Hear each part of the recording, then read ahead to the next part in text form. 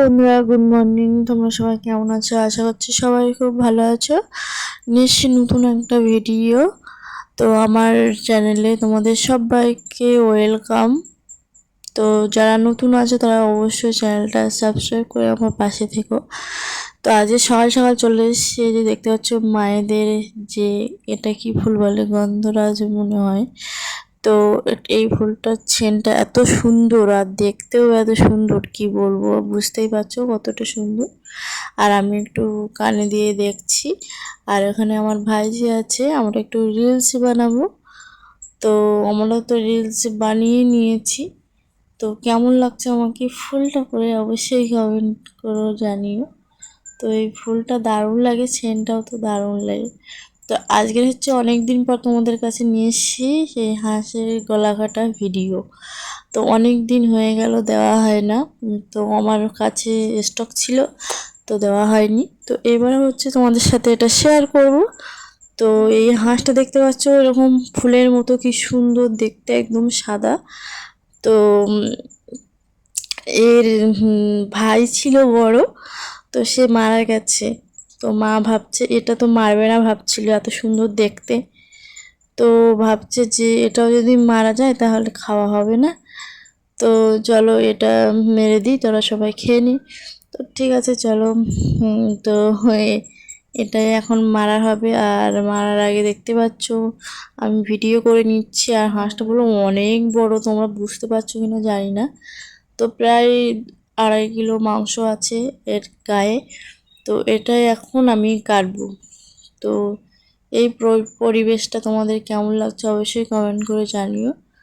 তো এই যে দেখো আমি আবার ভালো বলছি মরার আগে ভালো বলে নিচ্ছে, আবার ফুপাচ্ছে। আমি সেটাই বলছি যে যখন আমি ভালো বলছি তখন ফুপাচ্ছে, মানে রেগে যাচ্ছে আর কি।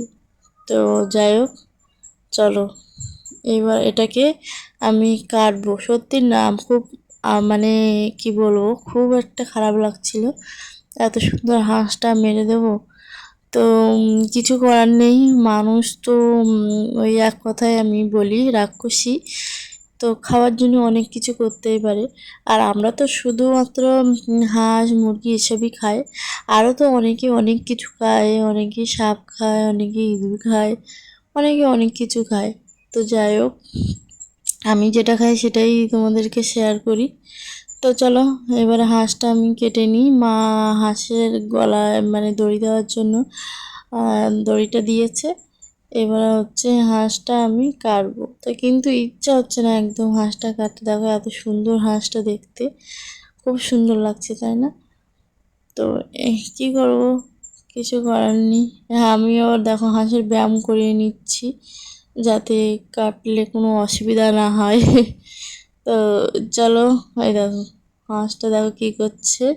আমি একটু হাঁসের সাথে খেলা করছি। আর দেখি আমার মেয়ে কিন্তু ক্যামেরার পিছন দিকে বসে আছে আর দেখছে যে মা কি করছে। তো চলো এবার হচ্ছে মাকে আমি ডেকে নিয়েছি। হাঁসটা কিন্তু অনেক বড়, আমি একা পারবো না, তার জন্য। তো এবার হাঁসটা আমি কাটবো। আর মা হাঁস কাটার আগে জলটা খাবিয়ে নিচ্ছে। তো খুব কষ্ট হচ্ছিল আমার মার দেখতে পাচ্ছ। তো কষ্ট হলেও কিছু করার নেই।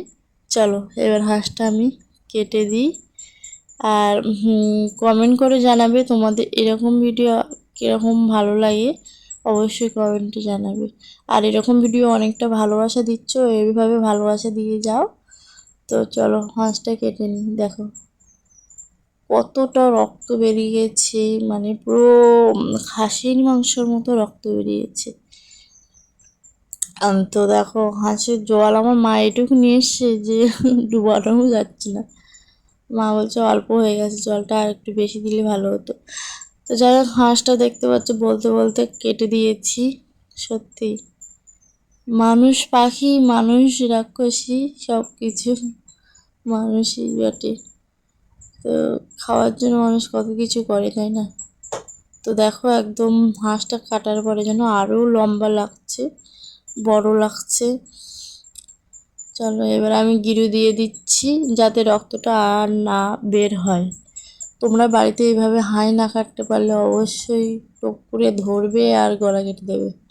কোনো ব্যাপারই না হাঁস কাটা, যারা কাটতে পারো। আর যারা ভয় করো তারা তো কাটতে পারবে না, তবু ভিডিওটা দেখে মানে চেষ্টা করবে করার। দেখতে পাচ্ছ কতটা বড় হাঁসটা, আর অনেকটা মাংস হয়েছিল। তো কাটার পরেও খুব খারাপ লাগছে, তো কিচ্ছু করার নেই।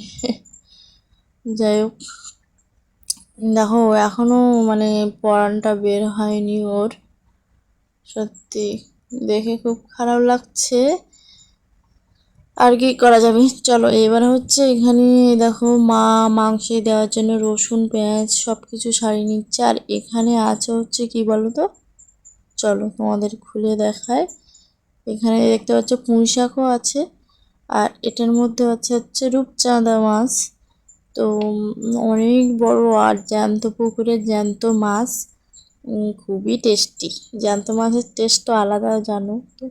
আর এই দেখো পুরো ফুলকো টকটকে লাল, দেখতে পাচ্ছ। আমি মাছটা বের করতে পারছি না, এই দেখো অনেকটা বড় কিন্তু মাছটা। আর মাথা না আমার মেয়ে খুব ভালোবাসে, ও সব জায়গায় এখন মাথা খায়। আগে আমি খেতাম, এখন ও আমারটা ধরে নিয়েছে।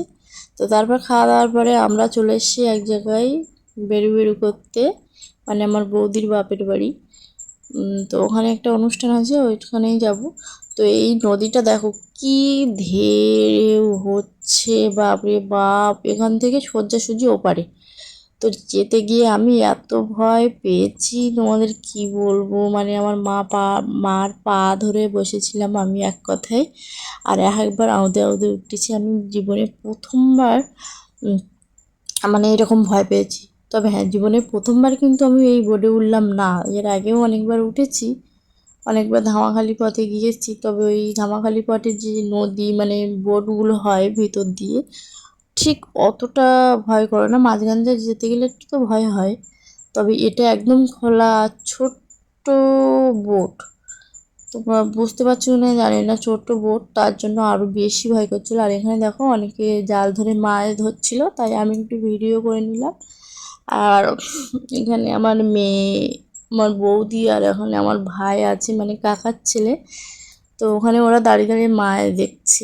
আর আমার মেয়ে তো এক জায়গায় বসছে না, এই যে এত বড় নদী, আমার ভয় করে, ওর কোনো ভয়ই করে না।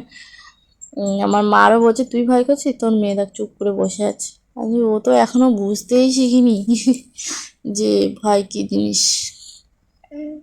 তো যাই হোক, এখানে দেখো আর একজন ফোন নিয়ে এখানে রিলস করছিল, আমরা একটু দেখছিলাম, একটু নাচা গানা করছিল।